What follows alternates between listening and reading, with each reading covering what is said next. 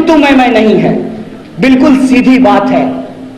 जो भाजपा से लड़ना चाहते हैं वो कांग्रेस पार्टी के साथ होंगे, और जो कौन सतली पुताव कोना करना चाहते हैं वो यही गुनागणित करेंगे। राष्ट्र कवि दिनकर ने एक बात कही है, दो न्याय अगर तो आधा दो, उसमें भी यदि बाधा हो तो दे दो केवल 5 ग्राम, रखो अपनी धरती तमाम। हम पार्टी के तौर पर सिर्फ अपने हक की बात कर रहे हैं। और देखिए हमारी तरफ कोई पृष्ठभूमि है, कोई पृष्ठभूमि है, कोई परिवार में ऐसा है जिसका नाम लेकर के हम लोग राजनीति कर सकें? है कोई हमारा इतिहास? हम आपकी तरह एक साधारण इंसान का बच्चा है, जिसके पास बाबूजी का छाती है ना, सब अपने अपने छाती में उसको लपेट लिया है, कोई बांटने के लिए तैयार नहीं है। एकमात्र नेता श्री राहुल गांधी, और ये मेरा व्यक्तिगत अनुभव नहीं है, हमारे जैसे पृष्ठभूमि वाले 2 और आंदोलन से निकले हुए नेता यहां बैठे हुए, उनसे पूछ लीजिएगा। एकमात्र नेता राहुल गांधी जो हाथ बांह फैला करके हम जैसे पृष्ठभूमि वाले लोगों को गले लगाते हैं। और ठीक कहा शकील भाई ने कि रास्ते में आते हुए एक पत्रकार ने हमको भी पूछा कि आपका स्ट्राइक रेट खराब है। हम बोले कि अगर इस हिसाब से जोड़िएगा तो 40 में से 1 सीट पूरे विपक्ष ने मिलकर के जीता है, वो कांग्रेस पार्टी ने जीता है स्ट्राइक रेट का हिसाब लगा। तो हमारे सम्मानित एमपी महोदय, आप तमाम बड़े भाइयों का और अपनी बहनों का, आप सभी साथियों का मैं हार्दिक अभिनंदन करता हूं। लेकिन वो गांधी जब बिहार की इस ज्ञान, तपस्या और परिश्रम की भूमि पे आए तो हमने उनको महात्मा बना दिया। ये बिहार की भूमि है, ये बिहार की भूमि है कि आप कोई दौर उठा करके देख लीजिए, इतिहास का कोई दौर उठा करके देख लीजिए, बिहार के बिना इस देश का इतिहास पूरा नहीं होता है। जात और धर्म के नाम पे समाज का बंटवारा दरअसल इस देश की जो आम आवाम है उनके हक हुकूक को छीनने और मारने की साजिश है। यह बात हमको समझना पड़ेगा। सामाजिक न्याय के साथ साथ हमको सामाजिक एकता की जरूरत है, यह बात हमको अपने दिमाग में डालना पड़ेगा। और बिहार में रहने वाले 12 करोड़ से ज्यादा लोग, चाहे वो तिलक लगाते हों या टोपी पहनते हों, चाहे वो मंदिर जाते हों या मस्जिद जाते हों, चाहे वो खेत में काम करते हों या फैक्ट्रियों में काम करते हों, चाहे वो बिहार में रहते हों या बिहार के बाहर रहते हों, वो तमाम जो बिहार के लोग हैं उनके रोजी रोटी, कपड़ा, मकान, शिक्षा, स्वास्थ्य, सड़क, बिजली, पानी और आत्मसम्मान की लड़ाई कांग्रेस पार्टी लड़ेगी। इसी संकल्प के साथ इस मंच पे आप तमाम लोगों के साथ इस परिवार में सम्मिलित हुए हैं। एक साथी ने हमको कहा कैसे कीजिएगा, तो हमने कहा अपने दोनों दोस्तों की तरफ इशारा करके कि देखिए हार्दिक की तरफ, देखिए जिग्नेश की तरफ और देखिए हमारी तरफ। कोई पृष्ठभूमि है, कोई पृष्ठभूमि है, कोई परिवार में ऐसा है जिसका नाम लेकर के हम लोग राजनीति कर सकें? है कोई हमारा इतिहास?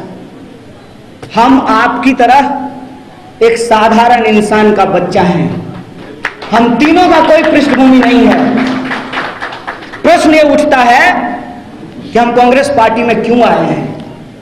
हम कांग्रेस पार्टी में इसलिए आए हैं कि गर्व के साथ हम आपको इस मंच से खड़ा होकर के बोलते हैं, जिसके पास बाबूजी का छाती है ना, सब अपने अपने छाती में उसको लपेट लिया है, कोई बांटने के लिए तैयार नहीं है।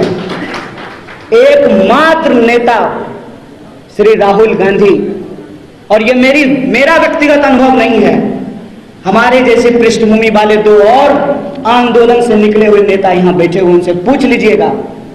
एकमात्र नेता राहुल गांधी जो हाथ बांह फैला करके हम जैसे पृष्ठभूमि वाले लोगों को गले लगाते हैं, इसलिए हम इस पार्टी में आए हैं। हम इसलिए इस पार्टी में आए हैं कि इस पार्टी में वो सहिष्णुता है। इस पार्टी में वो सहिष्णुता है कि आप जय भीम भी बोल सकते हैं और जय सरदार भी बोल सकते हैं। दो नेता बैठे हुए हैं, जय सरदार भी बोल सकते हैं, जय भीम भी बोल सकते हैं, जय हिंद भी बोल सकते हैं। ये इस पार्टी की खासियत है। सचमुच अगर आप भारत को समझते हैं तो भारत एक ऐसी भूमि है, इसकी संस्कृति ऐसी है कि हम सबको लेकर के चलते हैं। इसीलिए तो कहते हैं कि ये विविधता में एकता वाला देश है। और उस विविधता को अपने आप में अगर कोई समेट करके चल सकता है, वो बगीचा, वो बगिया कोई है तो वो कांग्रेस पार्टी है, जहां हर रंग के फूल खिल सकते हैं। इस गुलदस्ते में हर रंग का फूल खिल सकता है।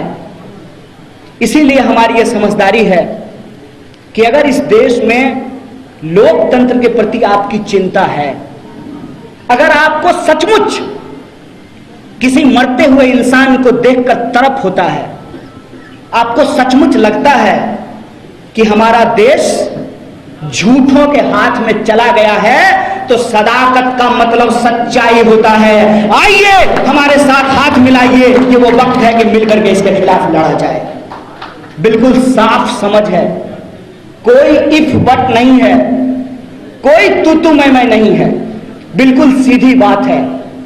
जो भाजपा से लड़ना चाहते हैं वो कांग्रेस पार्टी के साथ होंगे, और जो कौन सतली पुताव कना करना चाहते हैं वो यही गुनागणित करेंगे। राष्ट्र कवि दिनकर ने एक बात कही है, दो न्याय अगर तो आधा दो, उसमें भी यदि बाधा हो तो दे दो केवल 5 ग्राम, रखो अपनी धरती तमाम। हम पार्टी के तौर पर सिर्फ अपने हक की बात कर रहे हैं। और दुख की बात यह है कि एक पढ़ा लिखा इंसान लठैत की भाषा बोलता है, और हमारे प्रभारी के बारे में उनको मालूम नहीं है कि ये कौन है। ये जो आपके बीच में बैठे हुए इंसान हैं, मैं इनके बारे में आपको बताता हूं कि अगर इनके जैसे लोग कांग्रेस पार्टी में नहीं होते तो हमारे और जिग्नेश जैसे लोगों को कांग्रेस पार्टी में आने का हिम्मत नहीं होता है। ये वो इंसान हैं जिनके चलते वेदांता का 50,000 करोड़, सुनना बैठा लीजिएगा संबित पात्रा की तरह, 50,000 करोड़ का प्रोजेक्ट बंद कर दिया कांग्रेस पार्टी के शीर्ष नेतृत्व ने आदिवासियों के हक और अधिकार के लिए। और ये जिनके प्रवक्ता इनके खिलाफ बोल रहे हैं, मैं उनसे कहता हूं कि अपने आका से जाकर के पूछिएगा ड्राइंग रूम में कि भक्त चरण दास कौन है, पूछिएगा उनको कि कौन है। समाजवादी आंदोलन के रीढ़ चंद्रशेखर जी की सरकार में ये मंत्री रहे हैं।